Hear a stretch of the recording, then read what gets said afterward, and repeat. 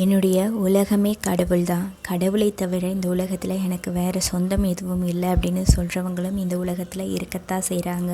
அதே நேரத்தில் கடவுளே இல்லை, நான் கடவுளை வணங்கியதே இல்லை அப்படின்னு சொல்கிறவங்களும் இந்த உலகத்தில் இருக்கத்தான் செய்கிறாங்க.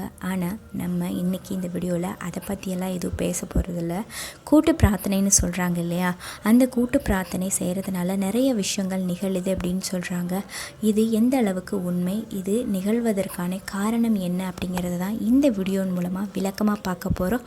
வீடியோக்குள்ளே போகலாம் வாங்க. நம்ம எல்லாருமே சாமி கும்பிட்றதுக்காக கோவிலுக்கு போகிறத விட அதிகமாக வீட்டில் சாமி சிலைகளை வச்சு சாமி கும்பிட்றது வழக்கமாகவே வச்சுருப்போம். அதில் பார்த்திங்க அப்படின்னா நம்ம அப்படி சாமியை வணங்கும் போது நிறைய விஷயங்கள் நடக்கும், நிறைய விஷயங்கள் நடக்காமல் கூட போயிடும். அதுக்கான காரணம் என்ன அப்படின்னு சொன்னால், நம்மளுடைய ஆசைகளை முழுமையாக வெளிப்படுத்தாமல் இருக்கிறது தான். நமக்கு என்ன தேவை, நமக்கு என்ன ஆசை அப்படின்னு கடவுளிடம் முழுமையாக நம்ம பகிர்ந்து கொள்ளாமல் இருக்கிறது தான் நடக்காமல் போகிறதுக்கு காரணங்கள். இதுவே பார்த்திங்க அப்படின்னா, கோவிலுக்கு ஒவ்வொருத்தரும் ஒவ்வொரு வேண்டுதலோட கோவிலுக்கு போவாங்க. ஒவ்வொருத்தருக்கும் ஒவ்வொரு அவசியம் இருக்கும், ஒவ்வொரு தேவைகள் இருக்கும். அது எனக்கு வேணும், எனக்கு இது கிடைக்கணும் அப்படின்னு சொல்லி சாமி கோவிலில் போயிட்டு வேண்டிக்கிறாங்க. இப்போ எடுத்துக்காட்டுக்கு பார்த்திங்க அப்படின்னா, எனக்கு இந்த ஊரில் மழை வரணும் அப்படிங்கன்னு எனக்கு மட்டும் ஆசை இல்லை, இந்த ஊரில் அந்த கோவிலுக்கு வந்திருக்க அத்தனை பேருக்கும் என்னுடைய ஊரில் மழை வரணும் அப்படிங்கிறது தான் ஆசை அப்படின்னு வச்சுக்கோங்க.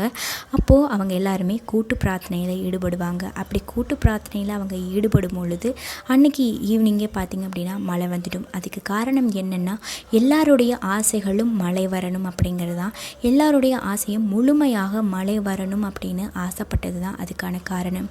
நம்ம ஆசைப்படுறது, நம்மளுடைய எண்ணங்கள் எல்லாமே பிரபஞ்சத்தோட ஒன்றிணைஞ்சிருக்கு. இயற்கையானது நமக்கு என்ன வேணும் அப்படின்னு எப்போவுமே கேட்டுகிட்டே இருக்கோம். அதனால் நம்மளுடைய ஆசைகளை முழுமையாக இயற்கையிடம் நம்ம ஒப்படைச்சோம் அப்படின்னா கண்டிப்பாக நம்மளுடைய ஆசைகள் நிறைவேறும். இது கோவிலில் தரிசனம் செஞ்சாலும் சரி, வீட்டில் உட்காந்து தரிசனம் செஞ்சாலும் சரி, முழுமையாக நம்மளுடைய ஆசைகளை பகிர்ந்து கொள்ளும்போது, இயற்கையோடு இயற்கையாக நம்மளுடைய ஆசைகளை அவங்களோட பகிர்ந்து கொள்ளும்போது நம்மளுடைய எல்லா ஆசைகளும் எல்லா கனவுகளும் நிறைவேறுது. இதுதான் கூட்டு பிரார்த்தனையுடைய சீக்ரெட். இன்னும் ஒரு சில விஷயங்கள் இருக்குது. என்ன அப்படின்னு சொல்லி பார்த்திங்கன்னா, கூட்டு பிரார்த்தனையில் ஈடுபட்டோம், ஆனால் நாங்கள் எதை நினச்சி பிரார்த்தனை செஞ்சோமோ அந்த நிகழ்வுகள் நடக்கலை. நாங்கள் இதை தான் வேண்டுதலாக வச்சு பிரார்த்தனை செஞ்சோம், ஆனால் ஏன் நடக்கலை, அதுக்கான காரணம் என்ன அப்படின்னு கேட்டால், எல்லாருமே கூட்டமாக இருந்து கூட்டு பிரார்த்தனை அப்படிங்கிற பேரில் கூடி தான் பிரார்த்தனை செஞ்சோம், ஆனால் அது நிகழலை. அதுக்கு காரணம் என்னென்னா, ஒவ்வொருத்தருமே கூட்டு பிரார்த்தனை செஞ்சிட்ருக்கேன் அப்படிங்கிற பேரில் தன்னுடைய மனசுக்குள்ளே வேறு வேறு ஆசைகளை அவங்க சேமித்து வச்சிட்ருக்காங்க.